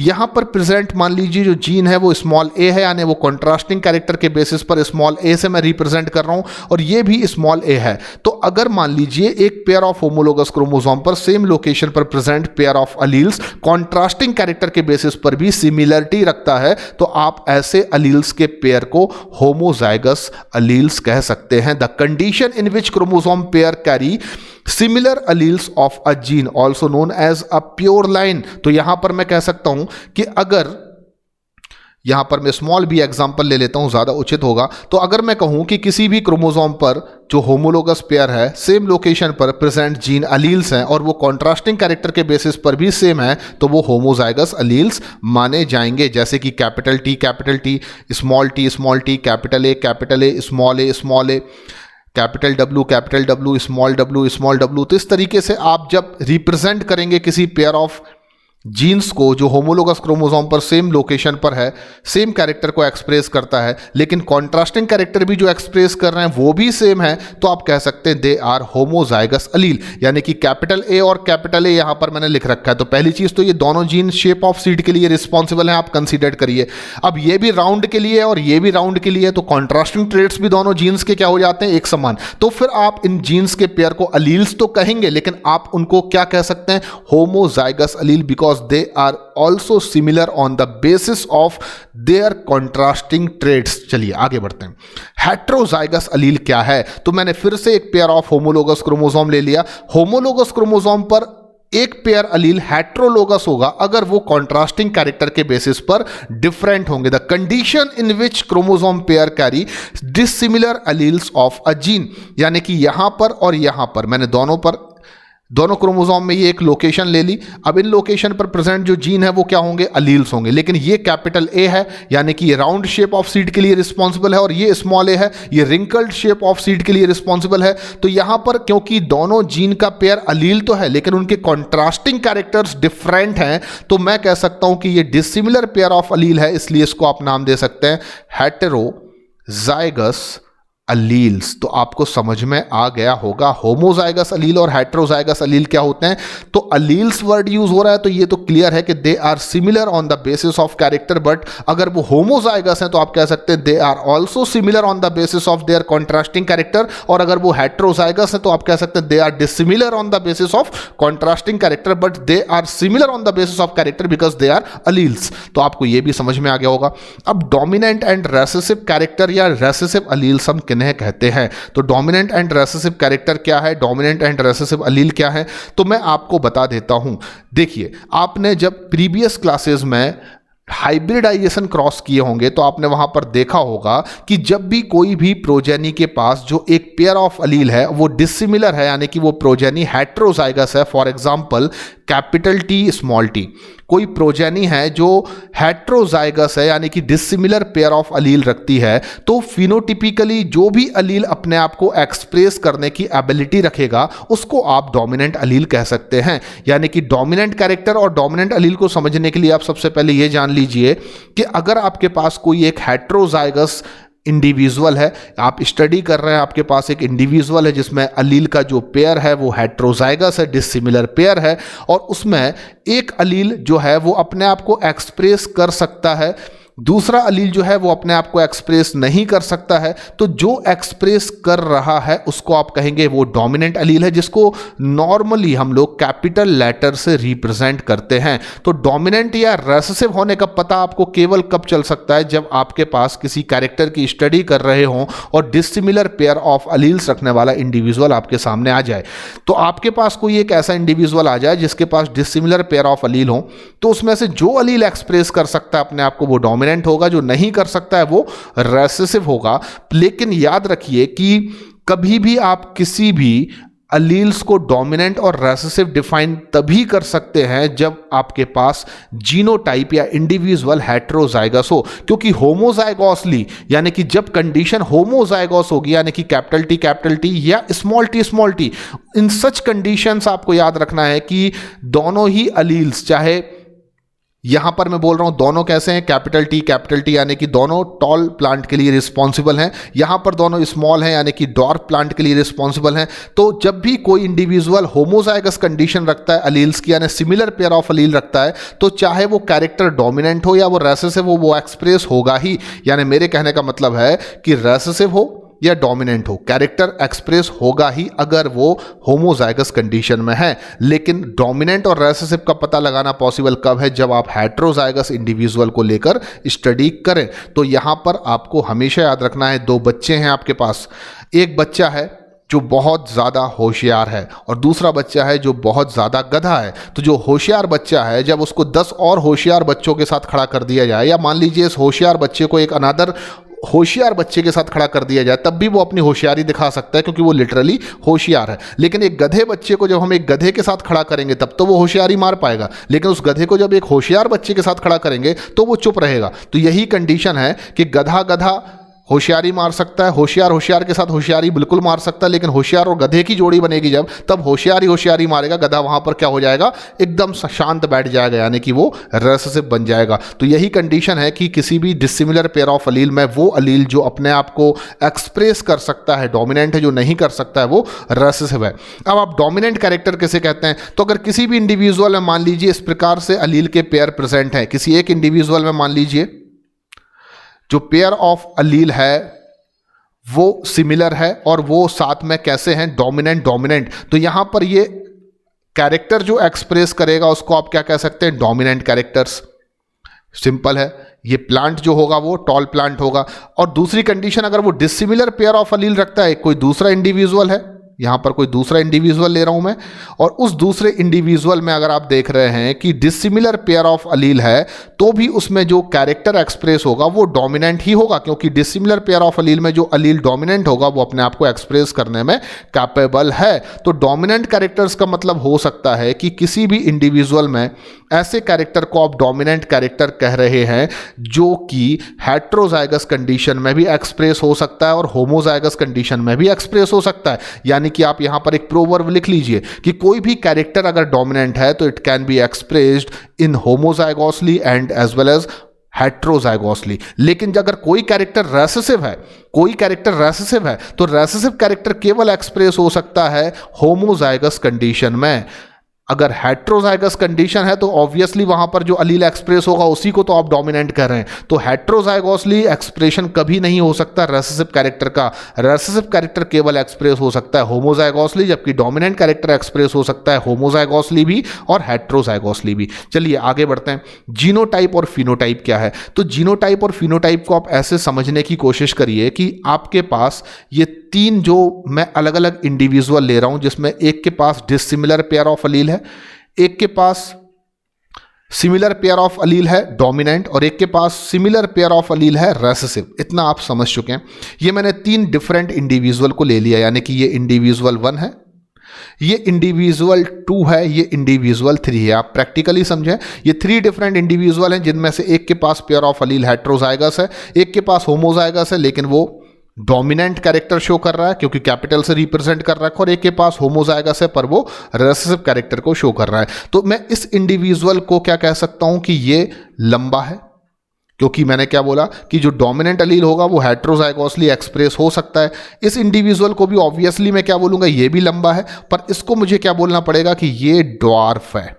तो यहां पर आप बड़े ध्यान से देखिए कि चाहे आप हेटेरोजाइगस कंडीशन रख रहे हैं, चाहे आप होमोजाइगस डोमिनेंट कंडीशन रख रहे हैं, दोनों में ही आप प्लांट्स को क्या बोल रहे हैं, टॉल। तो ये चीज क्या रिप्रेजेंट करती है, फिनोटाइप। तो फिनोटाइप टाइप का मतलब क्या होगा, physical expression of a character. यानी कि अगर कोई भी इंडिविजुअल को बाहर से देखने पर आपको वो लंबा दिखाई दे रहा है, आपको वो गोरा दिखाई दे रहा है, आपको उसकी आंखों की कार्निया का कलर ब्लैक दिखाई दे रहा है, तो जो भी फिजिकल एक्सप्रेशन किसी इंडिविजुअल में आपको दिखाई देता है कैरेक्टर का, उसको आप क्या बोलते हैं, phenotype. On the basis of phenotype individual 1 and individual 2 दोनों ही क्या है, लंबे हैं। तो फिनोटिपिकली आप दोनों को क्या बोल सकते हैं, लंबा, क्योंकि फिजिकली एक्सप्रेशन के बेसिस पर दोनों हमें कैसे दिखाई दे रहे हैं, लंबे। जबकि इसको हम फिनोटिपिकली क्या कह सकते हैं कि ये ड्वार्फ है। लेकिन जीनोटाइप एक्चुअली में किसी भी ऑर्गेनिज्म का जेनेटिक कॉन्स्टिट्यूशन या मेकअप होता है। जेनेटिक मेकअप का मतलब क्या होगा कि on the basis of genotype इस इंडिविजुअल को आप टॉल नहीं कहेंगे, आप इसको हेटेरोजाइगस टॉल कहेंगे। तो देखिए हेटेरोजाइगस टॉल अगर मैंने लिख दिया यहां पर, तो ये क्या रिप्रेजेंट कर रहा है कि ये इंडिविजुअल जो है वो जीनोटिपिकली डिसिमिलर पेयर ऑफ अलील रखता है, जिसमें से जो अलील उसको एक्सप्रेस होकर टॉल बना रहा है वो डोमिनेंट है और जो शांत बैठा है वो रेसेसिव है। तो जीनोटिपिकली ये इंडिविजुअल अलग है और ये इंडिविजुअल अलग है, क्योंकि इंडिविजुअल 1 को आपने क्या बोला, हेटेरोजाइगस टॉल, और इंडिविजुअल 2 को आप क्या बोलेंगे, this is the homozygous tall. तो कितना बड़ा डिफरेंस आपको समझ में आ रहा है। जीनोटाइप किसी भी इंडिविजुअल में किसी कैरेक्टर को लेकर अगर हम स्टडी करें तो वो उसका जेनेटिक कॉन्स्टिट्यूशन या मेकअप होता है, जबकि phenotype physical expression of character होता है। तो मैंने 2 इंडिविजुअल को सबसे पहले लिया जिनके जीनोटाइप डिफरेंट हैं, फिर भी वो फिनोटिपिकली सेम है। यानी कि आप किसी भी इंडिविजुअल के फिनोटाइप को देखकर हमेशा मालूम नहीं कर सकते कि उसका जीनोटाइप क्या होगा। लेकिन अगर किसी इंडिविजुअल का जीनोटाइप होमोजाइगस ड्वार्फ है, होमोजाइगस ड्वार्फ, जैसे कि आप देख रहे हैं 3rd इंडिविजुअल का जो जीनोटाइप है वो है होमोजाइगस ड्वार्फ, यानी कि उसके पास सिमिलर पेयर ऑफ अलील है, पर वो दोनों अलील कैसे हैं, आप प्रभावी हैं, रेसेसिव हैं। तो सिमिलर पेयर ऑफ अलील जो रेसेसिव हैं, तो आप उसका जीनोटाइप क्या कह सकते हैं, होमोजाइगस ड्वार्फ, और उसका फिनोटाइप भी क्या होगा, ड्वार्फ। तो आप रेसेसिव, मेरी बात को बड़े ध्यान से सुनिए, आप किसी भी रेसेसिव फिनोटाइप को देखकर जीनोटाइप बता सकते हैं। आप किसी भी रेसेसिव जीनोटाइप को देखकर फिनोटाइप बता सकते हैं, लेकिन आप किसी भी डोमिनेंट फिनोटाइप को देखकर उसका जीनोटाइप नहीं बता सकते। कारण क्या है, क्योंकि डोमिनेंट फिनोटाइप रखने वाले प्रोजेनीज हेटेरोजाइगस भी हो सकते हैं, होमोजाइगस भी हो सकते हैं, क्योंकि डोमिनेंट जो कैरेक्टर है वो एक्सप्रेस हो सकता है हेटेरोजाइगोसली भी और होमोजाइगोसली भी। तो एक मेथड होती है जो मेंडल ने यूज की थी जिसको टेस्ट क्रॉस कहते हैं, और आप पढ़ेंगे आगे चलकर कि किस तरीके से अगर किसी इंडिविजुअल का फिनोटाइप डोमिनेंट है तो हम कैसे उसके डोमिनेंट फिनोटाइप को देखकर ये मालूम कर सकते हैं क्रॉस के थ्रू, जिसमें फिनोटाइप से हम जीनोटाइप मालूम कर सकते हैं और उसको नाम देते हैं टेस्ट क्रॉस। तो कोई भी इंडिविजुअल अगर होमोजाइगस या हेटेरोजाइगस डोमिनेंट है और हमें नहीं पता कि वो होमोजाइगस है या वो हेटेरोजाइगस है, पर वो इतना मालूम है कि फिनोटिपिकली डोमिनेंट है, तो हम कैसे एनालाइज कर सकते हैं उसका जीनोटाइप। तो इसके लिए एक मेथड मैं आपको पढ़ाऊंगा जिसको बोलते हैं टेस्ट क्रॉस। तो फिलहाल आपको ज्यादा टेंशन लेने की जरूरत नहीं है।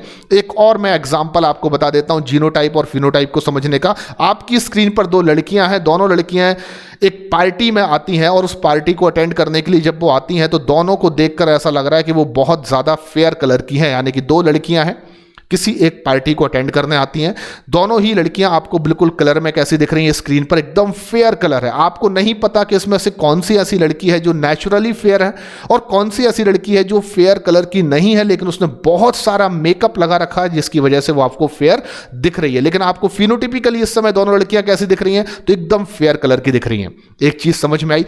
अब मैं क्या करता हूं, ये मालूम करने के लिए कि ये दोनों लड़कियां जो आपको फिनोटिपिकली फेयर दिख रही हैं, पर आपको नहीं पता कि लिटरली इनमें से नेचुरल फेयर कौन सी है और कौन सी ऐसी लड़की है जो नेचुरली फेयर कलर की नहीं है, मैंने उनके ऊपर क्या गिराना स्टार्ट कर दिया, पानी। यानी मैंने वहां पर बरसात कराना स्टार्ट कर दी, बहुत तेज पानी गिरना स्टार्ट करा दिया। अब जब बहुत सारा पानी इन दोनों लड़कियों के शरीर पर गिरता है, इनके फेस पर गिरता है, तो इनमें से वो लड़की जिसने मेकअप की वजह से अपने आप को फेयर कलर का बना रखा था, उसका मेकअप जो है वो धुल जाता है। लेकिन वो लड़की जो लिटरली नेचुरली फेयर है, उसके ऊपर कितना भी पानी गिरा दिया जाए, उसकी स्किन का कलर क्योंकि नेचुरली फेयर है, तो पानी गिरने की वजह से वो कभी भी आपको एक्चुअलिटी जो है वो पहले दिख रही थी वही आपको बाद में दिखाई देगी। तो जब दोनों को मैंने बहुत सारे पानी से गीला कर दिया, उनको नहला दिया, तो पता चलता है कि एक लड़की तो अभी भी फेयर दिख रही है, पर दूसरी लड़की जो पहले आपको फेयर दिख रही थी अब वो कैसी दिख रही है आपको, डार्क। तो यहां पर आपको पता चल गया होगा कि जीनोटाइप और फिनोटाइप क्या है।